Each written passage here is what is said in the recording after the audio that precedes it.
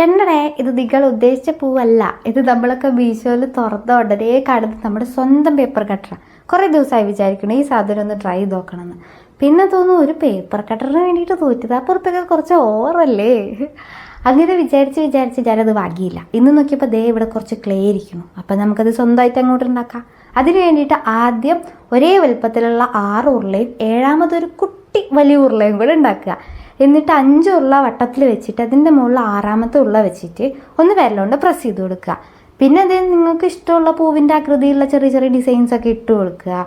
പിന്നെ അത് കഴിഞ്ഞാൽ നമ്മുടെ ബ്ലേഡ് ഇല്ലേ, ആ ബ്ലേഡ് ഇതേ ആകൃതിയിലൊന്ന് കട്ട് ചെയ്തിട്ട് ആ പൂവിൻ്റെ ഏതെങ്കിലും ഒരു ഇതളിൻ്റെ ഉള്ളിലോട്ട് ഇൻസേർട്ട് ചെയ്ത് കൊടുക്കുക. ഇനി നമ്മുടെ 7ാമത്തെ ഉരുള എടുക്കുക. ഏകദേശം ഈ ഒരു രീതിയിൽ ഉണ്ടാക്കുക. ഇതെന്തിനാന്ന് വെച്ച് കഴിഞ്ഞാൽ നമ്മുടെ ബ്ലേഡ് ഇല്ലേ, അത് ആരുടെയും കൈയൊന്നും കൊണ്ട് മുറിയാൻ പാടില്ലല്ലോ. അതിനൊരു ചെറിയ അടപ്പുണ്ടാക്കിയെടുക്കാനാണ്. എന്നിട്ട് അത് അതിനകത്തോട്ടൊന്ന് കുത്തി കയറ്റി കൊടുക്കുക. എവിടെയോ ഓട്ടയൊന്നും പാടില്ല കേട്ടോ. അത് കറക്റ്റായിട്ട് അതിനകത്തോട്ട് ഇൻസേർട്ട് ചെയ്ത് കൊടുക്കുക. പിന്നെ നിങ്ങൾക്ക് ഇഷ്ടമുള്ള ഏതെങ്കിലും കളർ കൊടുക്കുക. ഞാൻ കുറച്ച് ബ്രൈറ്റ് കളേഴ്സ് ഇഷ്ടപ്പെടുന്ന ആളായതുകൊണ്ട് ഞാൻ റെഡൊക്കെ അടിച്ച് കയറ്റിയിട്ടുണ്ട്.